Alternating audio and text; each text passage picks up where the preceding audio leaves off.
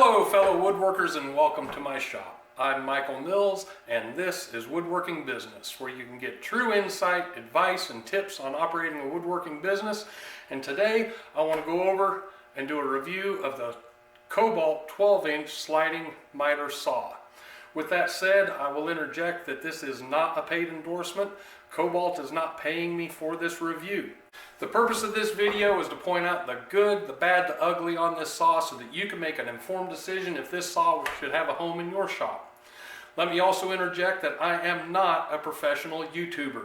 I know nothing about B-roll, audio, all this different stuff I've been reading about. I am a professional woodworker. I'm not a professional YouTuber, but I really don't have to say that. I'm sure you've already figured that out. Anyway, stick around and we'll go over the good, the bad, and the ugly on the Kobalt 12-inch sliding miter saw.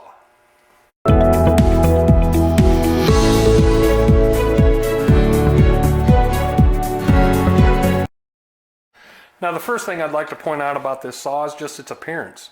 It's a boss-looking saw.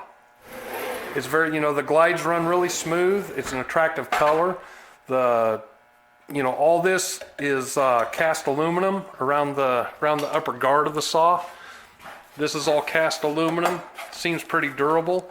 As far as tools go, I think it's a pretty looking saw. The second thing that I really do like about this saw is the dust collection on it. Most of these sliding compound saws, the dust collection comes up from underneath the blade, goes through a chute, and comes out to the back, and you only have about maybe 1.5 inch port on the back side, where this one here has a 2.5 inch port. As the blade is rotating around, it's ejecting the dust, so this is right in line with the way the dust is going to eject, and it's just a convenient place to put your dust collection, especially if you have central dust collection. Having a port on the back, all that does is if you have this mounted on a bench, then your saw is out forward, like a lot of the manufacturers do. Your saw is a lot more out forward, and to me this just seems a lot more convenient. And so to me that's an ingenious move that Kobalt has put on this machine. Another feature that I really like is these extension wings. Flip this little lever up here. You have extension wings, and these pull out a little bit further. Most of them only come out just a few inches, and it's like, why even bother? This here comes out about 1 foot, and you have them on both sides. It locks into position with that tab, so it stays pretty firm. I think that's a very, very good design on it. I'd like to see some other manufacturers do it as well. Another feature I like on this saw is it is all front controlled. To adjust the miter, you lift this lever up, and you can adjust the miter back and forth. It does have positive stops, and then you can push down and it locks the table in place.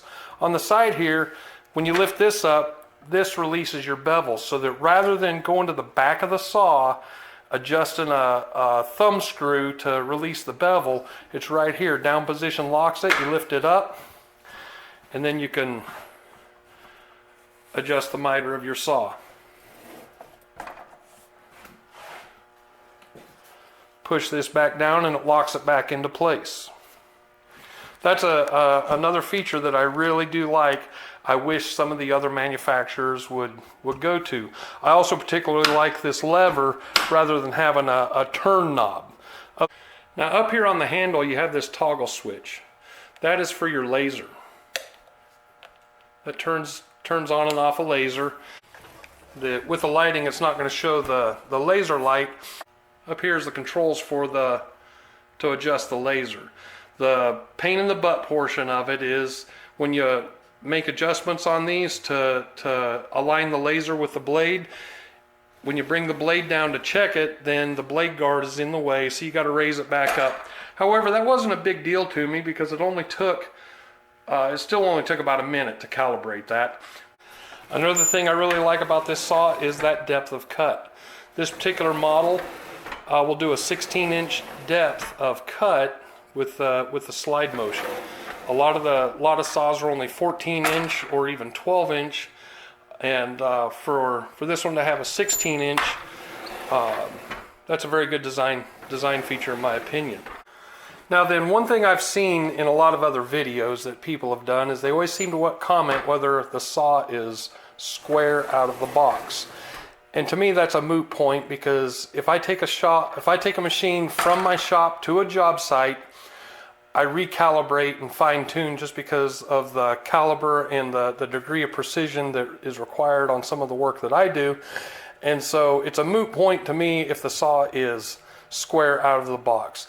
This one here, it did need some slight adjustments, and that is some of the issues that I had with the saw wasn't the fact that it was out of alignment. It was some of those adjustments are a little more difficult than, say, other saws that I've had. Mainly where these positive stops are underneath when you slide the bevel, there's this pin right here that slides into these positive stops. And once you adjust that, which it was kind of a wrestle match a little bit to adjust that, but once you adjust it and you get it back to 0, now before I lock this down, there's about a ½ degree of play within that positive stop. And so it's like, do I keep pressure to the left when I lock it down, or do I keep pressure to the right when I lock it down? If I'm doing something like framing or building a deck, that might not be as important. But if you're building furniture, fine cabinetry, anything that requires precision, you don't want to have that kind of play in your saw. The second is this slide. When the slide is extended all the way out, there's about 1/8 of an inch play, and I'm not putting very much pressure on the arm. And where the problem arises, when I first made a cut, which I'll do in a minute just to show you, I seen that it wasn't really a true and a straight cut. I thought maybe it was the quality of the blade. Now the blade is a 60-tooth, 12-inch carbide tip blade. I don't think it's the quality of the blade. I'm not sure if it'll show in the video. Maybe if I come around this side.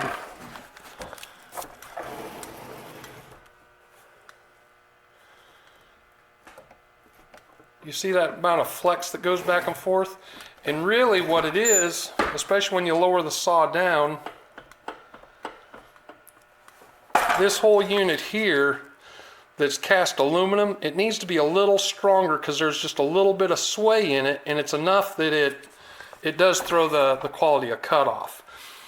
Now what I'm going to do, since this is plywood, I'm going to bring my blade down and just barely score the veneer. That way it'll give as clean of cut as possible.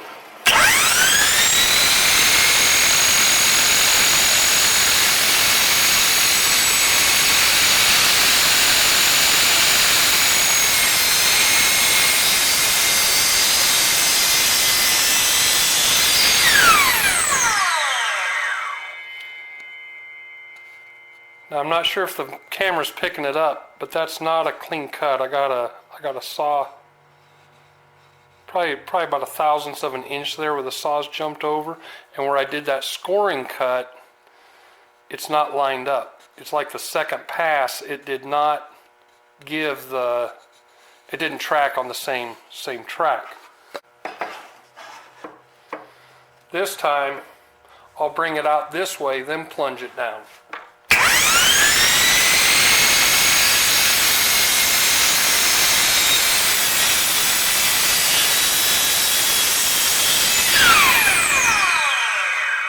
Same thing right there. It's like it's not tracking right. It's almost like the blade's jumping. Let's try it one more time.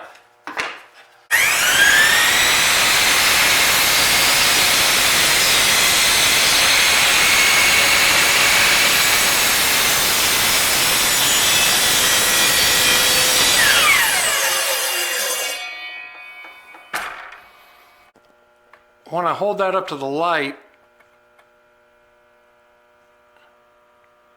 you can see a little bit of light coming through. It's not much. Like I said, like right there, you can see a little reflection of light coming through. It's not much, but it is enough that if you are doing precision work, it's gonna affect your work. And for the type of work I do, I require a lot more precision. Let me make another cut right quick.